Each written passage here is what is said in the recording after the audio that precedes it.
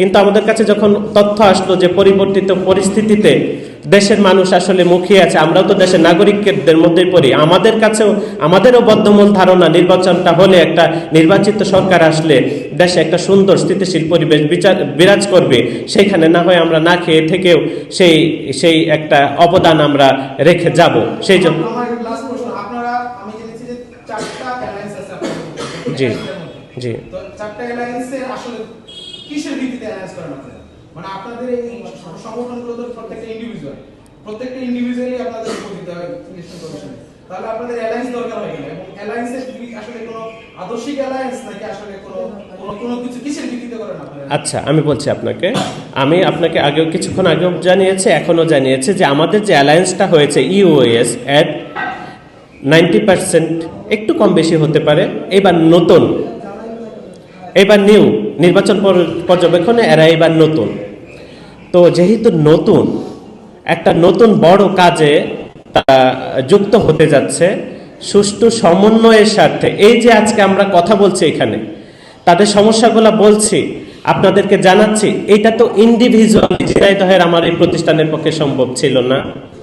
এখন তো আপনাদের মাধ্যমে, আমরা অ্যালায়েন্সের মাধ্যমে দাবিটা আমরা পৌঁছে দিচ্ছি, আপনারা সেটা প্রচারও করছেন, একটা প্রভাব আমরা বিস্তার করতে পারছি, অন্তত কণ্ঠটা তো সোচ্চার করতে পারছি।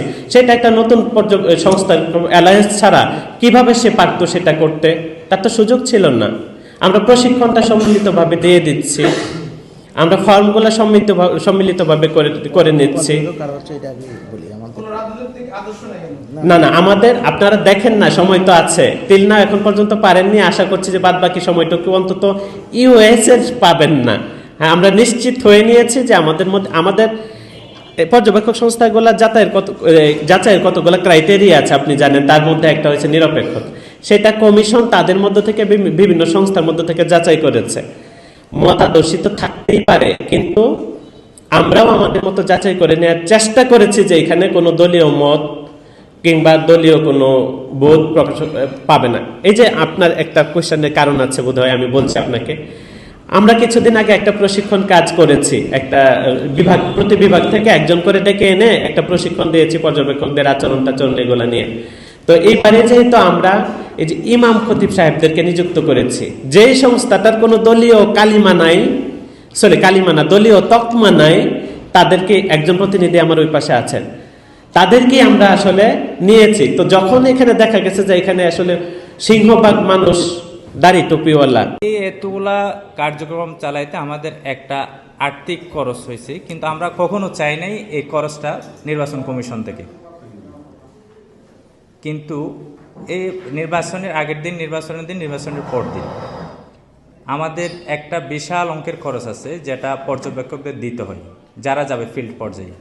তাদের হোটেল খরচ আছে, টাকা খরচ আছে, গাড়ি ভাড়া আছে, সব কিছু জন্য আমাদের তাদের একটা তো বাজেট দিতে হবে। কিন্তু আমরা এটা নির্বাচন কমিশনকে স্মারকলিপি দিয়ে আমরা জানাইছি, কিন্তু তারা আমাদের এই স্মারকলিপি গ্রহণ করেনি। গ্রহণ না করার কারণে আমরা অন্য মাধ্যমে স্মারকলিপিটা পাঠাইছি। তারা আমাদের জন্য সাক্ষাৎ করার জন্য তারা আমার অপারগতা জানাইছে। তো সমস্যা নেই, আমরা এটা নিয়ে বিভিন্ন ধরনের আমাদের মহলে আমরা পর্যবেক্ষক কেউ বলতেছে দিব, কেউ বলতেছে দিব না। আমাদের সভাপতি সাহেব বলছেন দেশের স্বার্থে আমরা পর্যবেক্ষক আবার পাঠাচ্ছি, কিন্তু আমরা কার স্বার্থে পাঠাবো? যে আমরা যে পর্যবেক্ষক পাঠাবো তাকে যদি আমি যথেষ্ট পরিমাণ সাপোর্ট দিতে না পারি, তাহলে তো সে আমার হয়ে কাজ করবে না। এই সরকারের যে গণমাধ্যম, যারা বিভিন্ন জায়গায় ভোটের কারচুপি হচ্ছে, বিভিন্ন হচ্ছে, এটা তো ধরেন তাদের যথার্থ সাপোর্ট না দিলে তো সে অন্যভাবে বাইসড হবে। কিন্তু আমরা এটা সর্বোচ্চ চেষ্টা করতেছি, আমাদের যার ফান্ড থেকে আমরা দিয়ে এই জিনিসটা করতেছি, কিন্তু আমাদেরও তো একটা লিমিট আছে।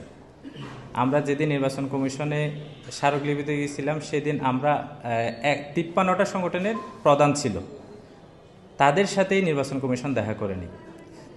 তো এখন পর্যবেক্ষকের কার্ড দিতে গিয়ে আমাদের জেলা পর্যায়ে বিভিন্ন ধরনের হয়রানি শিকার হইতে হচ্ছে। কিছু কিছু জেলায় তারা বলতেছে তাদের দায়িত্ব না, রিটার্নিং অফিসার, কিন্তু আইনে আছে রিটার্নিং অফিসার পর্যবেক্ষকদের, যারা স্থানীয় পর্যবেক্ষক তাদের কার্ড দিবে।